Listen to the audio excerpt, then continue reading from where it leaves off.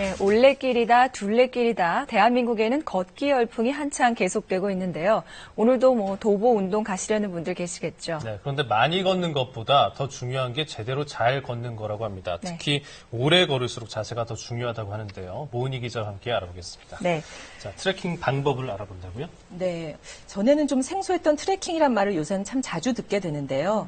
트레킹이란 그 들판이나 완만한 산을 편안하게 산책하듯이 걷는 것을 뜻합니다.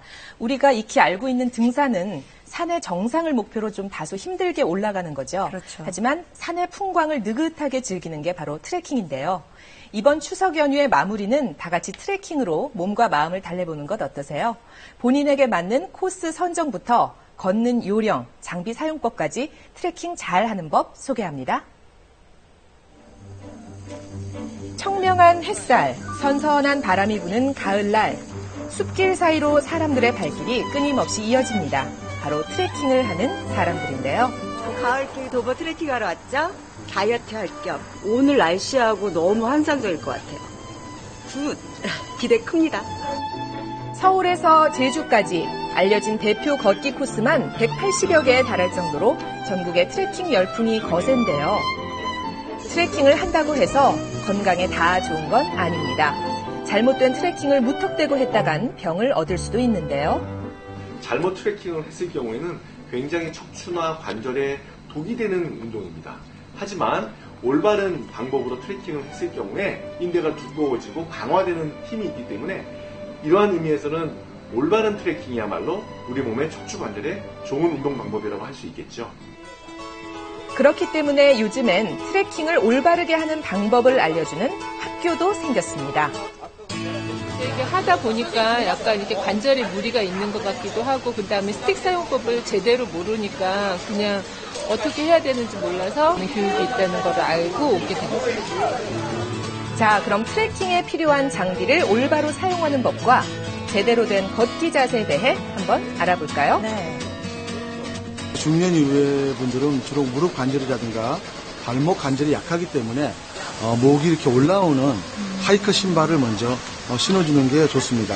목이 올라오는 중등산화는 발바닥에 피로도도 덜하고 균형을 잡아줘가지고 에너지를 덜 쓰게 되고 또 이런 각종 위험에서 또 보호해줄 수 있는 발목이 있는 신발, 그런 신발을 권하고 싶습니다. 배낭을 매는 법도 따로 있다는데요. 배낭이 지금 뒤로 쳐져 있죠. 무게중심이 아래로 내려가 있으니까 그만큼 더 무게를 많이 느끼는 거예요. 하나, 둘, 셋. 배낭은 이처럼 허리 위쪽으로 바짝 올려 매주는 것이 바람직합니다. 그리고 중요한 또 한 가지, 바로 스틱 사용인데요. 손을 끈 아래에서 위로 넣고 팔목까지 다 들어간 상태에서 손잡이를 감싸줍니다. 비교해보세요. 특히 트레킹은 자세가 올바르지 않을 경우에 척추 관절에 무리를 주는 만큼 걸음걸이가 매우 중요한데요. 스틱은 어깨 폭보다 약간 넓게 벌려서 찍고요. 상체를 앞으로 숙여서 몸을 스틱에 약간 기댑니다. 발은 일직선상에 놓고 보폭은 좁게, 상체는 약간 앞으로 기울이는데 이때 머리도 함께 숙여야 합니다. 배운 대로 하려는데 처음엔 좀 어색하고 조심스럽죠? 잠깐만요. 작가님 나오세요. 이렇게 미는 게 아니라 딱 요 형태로 미는 거예요. 그래야 힘을 쉽게 받을 수 있는 거예요. 올라가 보세요.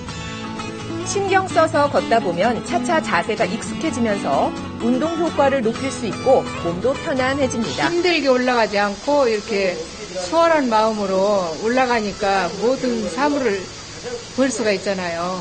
그 자연을 느낄 수가 있고 아름다움을 느낄 수가 있고. 최근 동호회를 중심으로 트레킹을 즐기는 사람도 늘고 있습니다. 걷는 방법 못지않게 중요한 것은 코스 선택인데요. 시멘트 길은 노. 풍경이나 그런 경치를 따지고요. 몸에 무리가 가지 않는 상태에서 걸을 수 있는 길을 찾고 있습니다.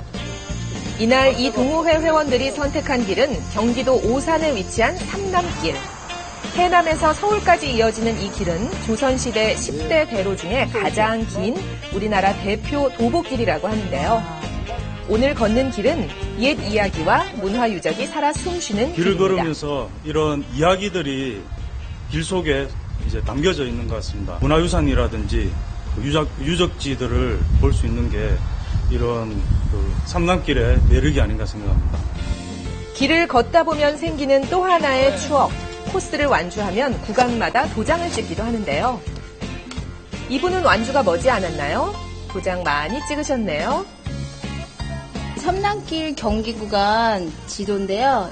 이렇게 길 걸으면서 이게 이야기가 다 옛길에 대한 이야기가 있거든요. 이거 하나씩 이렇게 구간마다 이렇게 하나씩 도장 찍어가는 재미도 있어요. 이렇게 요즘에는 이야기와 내력이 담긴 코스가 인기를 얻고 있는데요. 많고 많은 트레킹 코스, 선정할 때 고려할 점은 무엇이 있을까요?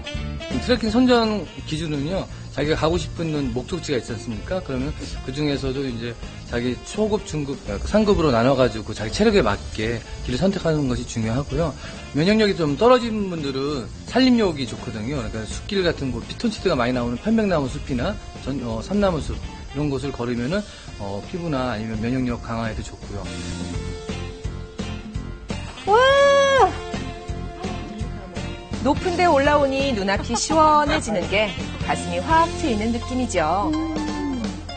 이렇게 자연과 동화될 수 있다는 게 바로 트레킹의 묘미가 아닐까 가족끼리 싶은데요. 좀 대화도 하고 그다음에 경치도 즐기려고 왔어요. 이제 엄마하고 이제 아버지하고 아빠하고 같이 대화할 수 있는 시간을 좀 마련하려고 왔고 공기도 좋고 하니까 참 좋네요. 걷기 좋은 이맘때 가까운 사람들과 함께 트레킹 어떠세요? 그 전에 내 체력에 맞는 코스를 정하고 장비 꼼꼼히 챙기는 것 잊지 마세요.